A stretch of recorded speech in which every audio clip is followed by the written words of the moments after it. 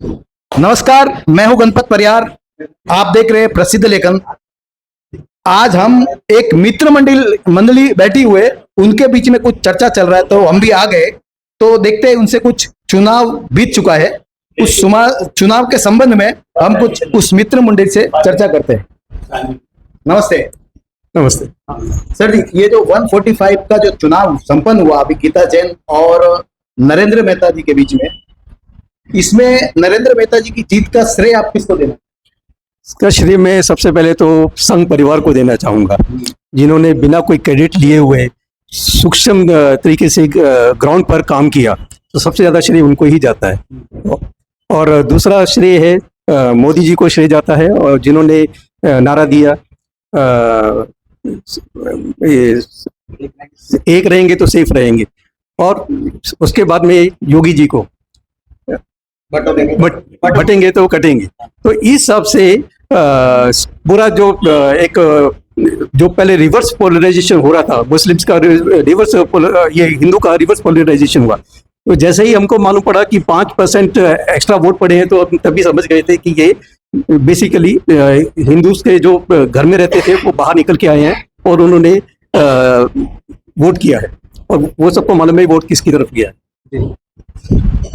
सुशील त्रिपाठी वरिष्ठ कार्यकर्ता है। सुशील जी, अब मेरा एक सवाल है कि जो महाराष्ट्र में जिस तरीके से जो रिजल्ट आया है, उसमें ऐसा माना जाता है कि सिर्फ 5% वोट बढ़ा है। अब ये अंदाज लगे कि 5% वोट बढ़ने से रिजल्ट इतना हैवी आ सकता है, तो और आगे अगर जागृत होते हैं लोग मतदान के लिए, तो क्या हो सकता है? ये मुझे लगता है लोकतंत्र में सरकार जनता के लिए, जनता के द्वारा ही होती है, और निश्चित रूप से भारतीय जनता पार्टी और महायुति की जो सरकार थी, इसने जनहितकारी ऐसी ऐसी योजनाएं दी। लाडली बहना योजना जो है, जिस प्रकार से आपने देखा होगा, आपके 5% के बदले में ये कहूंगा महिलाओं का जो मत प्रतिशत आपने देखा अधिक था, तो जो बहनों का जो स्नेह मिला सरकार को, उसका एक बड़ा रोल है इसके अंदर। और मुझे लगता है कि इस बार का आप एक और प्रतिशत देखिए, जिस पट्टे में भारतीय जनता पार्टी को कम वोट आते थे, कम मत आते थे, उस पट्टे में कांग्रेस या जो प्रतिपक्षी है उनसे अधिक मात्रा में, यानी मुस्लिम बहनों ने भी भारतीय जनता पार्टी के पक्ष में जमकर वोट दिया। यानी कांग्रेस के प्रत्याशी के बजाय भारतीय जनता पार्टी को मुस्लिम बहुल नयानगर में भी उनसे अधिक मत प्राप्त हुए। इसका अर्थ यह है कि जनहितकारी योजनाएं चलाने के कारण से भारतीय जनता पार्टी की सरकार को और भारतीय जनता पार्टी के स्थानिक कैंडिडेट को जबरदस्त जनसमूह का समर्थन और प्रेम प्राप्त हुआ है, जिसके परिणाम स्वरूप हमने ऐसी बम्पर जीत देखी है। अच्छा, इसमें एक और देखा गया है इस चुनाव में कि जहां पे मुस्लिम बाहुल्य क्षेत्र है, जहां पे 60-65% मुस्लिम पॉपुलेशन रहती है, वहां पे ऑब्वियसली कि उनका कांग्रेस और विपक्षी दलों का ही उम्मीदवार जीतता है। इस बार उल्टा हो गया, भारतीय जनता पार्टी को और शिवसेना के उम्मीदवार जीत गए। इस बारे में आपका विश्लेषण क्या है? नहीं, हमारी सरकार ये धर्म देख के काम नहीं करती है। सरकार सब पूरी तरीके से एक जनता को निष्पक्ष काम करती है। तो मुस्लिम बहनों को भी जो लाडली बहन की योजना है उसका फायदा हुआ है, तो लोगों ने वोट किए, उनको पता चला कि वास्तविकता सरकार सही है और काम कर रही है। तो क्या हकीकत में रियल में मुस्लिम बहनों का भारतीय जनता पार्टी और शिवसेना को वोट मिला, ऐसा मानते हैं आप?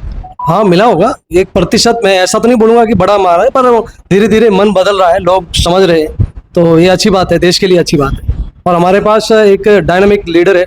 महाराष्ट्र की बात करूंगा तो फडणवीस साहब है, मोदी जी तो हमारे विश्व स्तरीय लीडर है। तो वैसे लीडरों के बीच में सर इतनी बड़ी मार्जिन से सरकार आना कोई मैं बड़ी बात नहीं समझता हूँ। पहले से हम लोग आश्वस्त थे और हमारी सरकार बनेगी। जी है। अब दूसरी पीढ़ी को हो या तीसरी पीढ़ी को हो, जिस तरीके से मोदी जी अपने विचार रख रहे हैं, उस विचार से कहीं ना कहीं सारे लोग प्रेरित हो रहे हैं। जैसे आज योगी जी भी है, आज योगी जी अपने तरीके से अपना उत्तर भारत चला रहे, बहुत सारी जगह पे उन्होंने बहुत सारे ऐसे काम भी किए हुए हैं। वैसे मोदी जी तो है ही, लेकिन उनके नीचे भी जितने भी लोग हैं आज की तारीख में, वो मोदी जी जैसे काम करने वाले लोग हैं। और कहीं ना कहीं भाजपा का हर एक कार्यकर्ता अगर मोदी जी की विचारधारा से चलेगा, तो वो डेफिनेटली कहीं ना कहीं भारतीय जनता पार्टी हो और हिंदुत्व की जीत कराते रहेगा।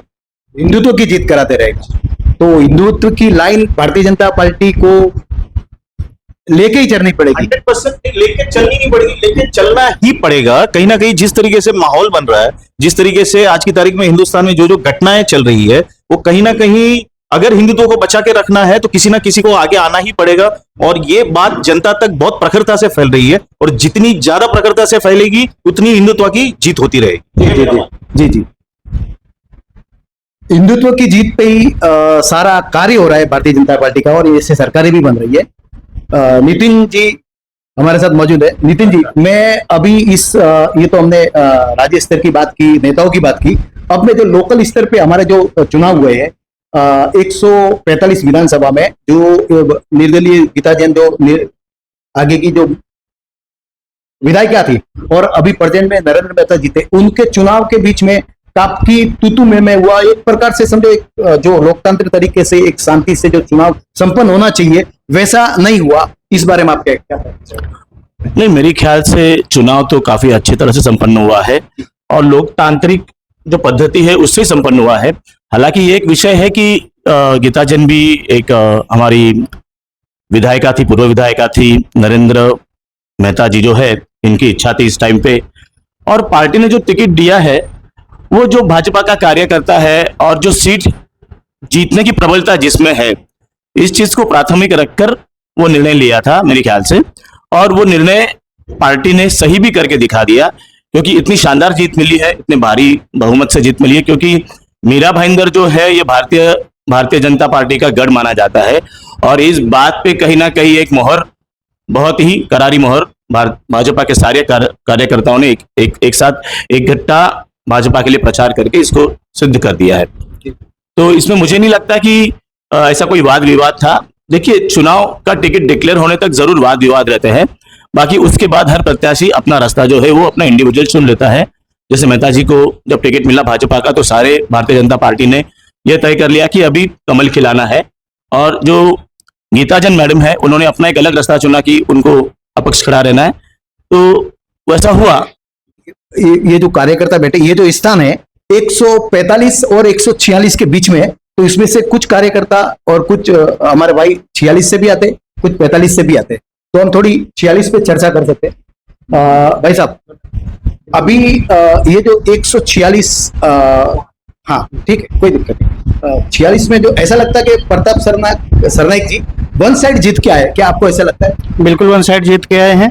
पिछले 3 बार पहले से ही आमदार रह चुके हैं, और उन्होंने 146 विधानसभा में जिस तरह से काम किया है उसको देखते हुए जनता पूरी तरह से इनकी तरफ एकत्रित हो गई है और प्रचंड बहुमत से विजयी हुए हैं। जी जी, बहुत बड़े मार्जिन से 1 लाख प्लस वोटों से जीते, 1 लाख ज्यादा वोटों से उन्होंने जीत हासिल की है, जो कि मुझे लगता है मीरा भाईंदर की दोनों सीटों में से इनकी प्रचंड बहुमत हुई है 146 विधानसभा से। सामने जो उद्धव बाला साहब ठाकरे की शिवसेना का जो कैंडिडेट था, वो सही से उनको टक्कर दे ही नहीं पाया कुल मिलाकर। ये ऐसा एकदम नहीं, बिल्कुल फेल रहे हैं, बिल्कुल फेल रहे हो। जी, संजय जी हमारे साथ मौजूद है। संजय जी, आप ये 146 के बारे में, इस चुनाव के बारे में जरा बताइए, क्या इस चुनाव में क्या विशेष मुद्दे क्या रहे, वो बताइए। एक्चुअली क्या है, पहले से ही सबको पता था कि यहाँ से प्रताप सरनाईक जी कैसे भी करके जीत जाने वाले हैं, क्योंकि 3 बार आमदार रह चुके हैं, और चौथी बार सबको पता है, क्योंकि उन्होंने जिस तरीके से काम किया है 146 में, और वो काम के बारे में सभी यहाँ के जितने भी नागरिक लोग हैं, जितने भी मतदाता है, सबको पता था कि इनका कोई दूसरा ऑप्शन है ही नहीं। प्रताप सरनाईक जी का दूसरा ऑप्शन कभी हुआ नहीं है, और उन्होंने ऐसा कुछ बनने के लिए दिया भी नहीं, क्योंकि काम इस तरीके से किए हैं कि किसी की हिम्मत भी नहीं हुई कि इनको हम पीछे ढकेला जाए, इसलिए कि उनका आना तय था। और उन्होंने बहुत मेहनत भी की है, कार्यकर्ता ने बहुत सपोर्ट भी किया उनको, और बहुत अच्छा हुआ है, कुछ भी गलत बात नहीं। और जितने भी बीजेपी के कार्यकर्ता थे, उन्होंने भी शिवसेना के जितने भी शिवसेना के लोग हैं, बीजेपी के लोग हैं, दोनों ने साथ में मिलकर प्रताप सरनाईक जी को जीता है। इसलिए मुझे नहीं लगता कि कुछ कमियां हैं उनमें, ऐसा इस तरीके से अच्छे से उनकी विक्ट्री हो गई। एक और सवाल है सुशील जी आपसे, जिस तरीके से भारतीय जनता पार्टी ने महाराष्ट्र में एक मेरे ख्याल से रिकॉर्ड मतों से कब अपनी सीटें आई है, उस बारे में क्या कारण है और कैसे इनकी सीटें आने का कार्य सफल रहा, ये बताइए आप। ऐसा है कि मतदान करने वाले कौन?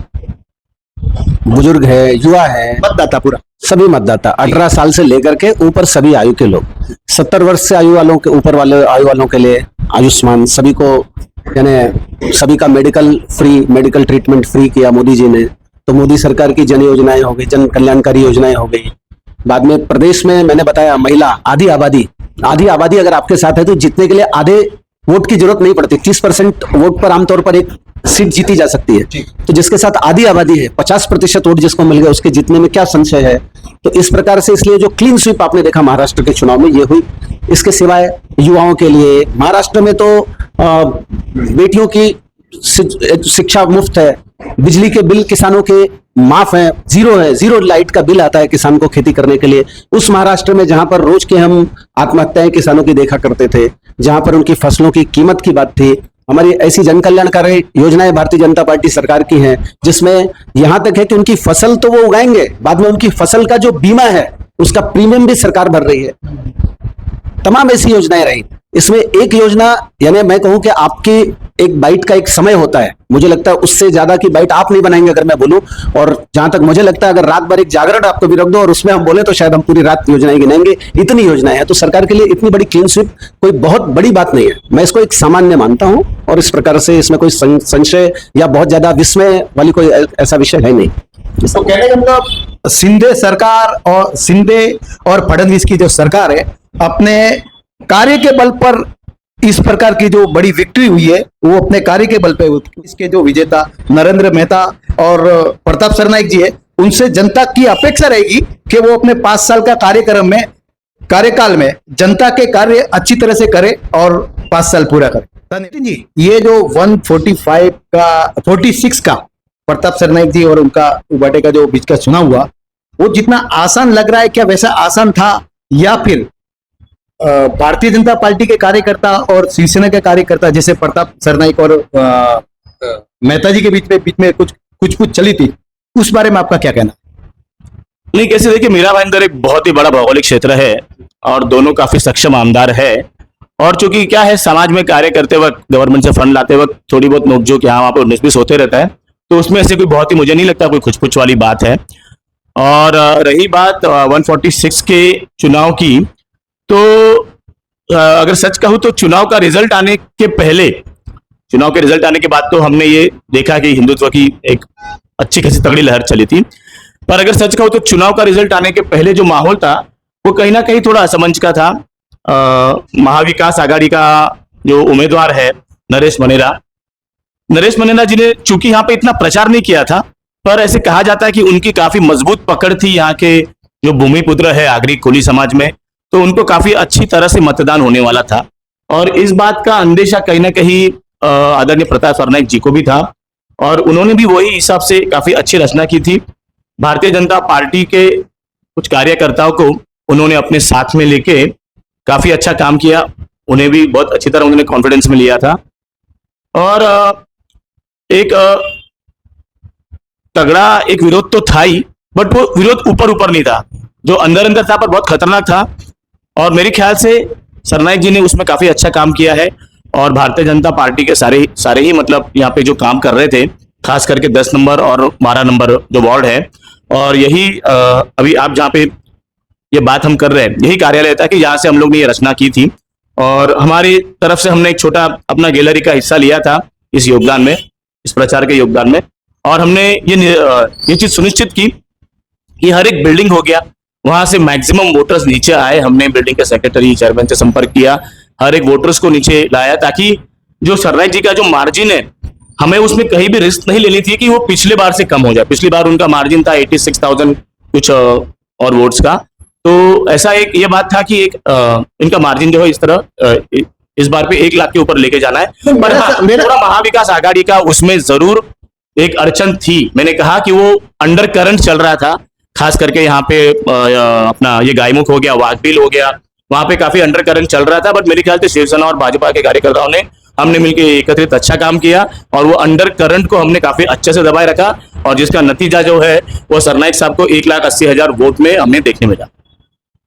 तो कार्यकर्ताओं की बदौलत सरनाईक जी को जो लीड मिली है, वो कार्यकर्ताओं की बदौलत, उनकी मेहनत के बदौलत ही मिली। हाँ बिल्कुल, सरनाईक जी खुद एक आमदार होने के साथ में बहुत अच्छे खुद ग्राउंड लेवल के कार्यकर्ता रह चुके हैं, तो उन्हें कार्यकर्ताओं पे पकड़ काफी अच्छी तरह जमाने आती है। वो हर एक ऊंच नीच काफी अच्छी तरह समझते हैं मेरे ख्याल से, तो उन्होंने वो चीज पे अच्छी तरह से बाजी मार ली है और ये विजय हमने सबने मिलकर सुनिश्चित किया। बहुत बहुत धन्यवाद। कार्यकर्ता चंद्रप्रकाश जी शर्मा, चंद्रप्रकाश जी, आप ये बताइए, एक छोटा सा विश्लेषण मेरे को दीजिए। 145 और 146 विधानसभा के जो चुनाव हुए उस बारे में आप बताइए। देखिए, मैं आपको जो हमारा एक विश्लेषण है वो बताना चाहता हूँ। एज ए कार्यकर्ता भारतीय जनता पार्टी का काफ़ी समय से मैं जुड़ा हुआ हूँ भारतीय जनता पार्टी से। सबसे पहली बात तो ये सबको बताना चाहता हूँ कि 145 और 146 जो विधानसभा क्षेत्र है, दोनों के जो कर्मठ उम्मीदवार हैं नरेंद्र मेहता जी और प्रताप सरनाईक जी, उनको जीत की हार्दिक शुभकामनाएं, बहुत बहुत बधाई। और देखिए, राजनीति जो है इसमें कुछ कहा नहीं जा सकता। लोगों का अलग अलग विश्लेषण था महाराष्ट्र विधानसभा चुनाव के लिए, और जितने भी अलग अलग और भी लोग थे, सबके अलग अलग अपने विचार थे।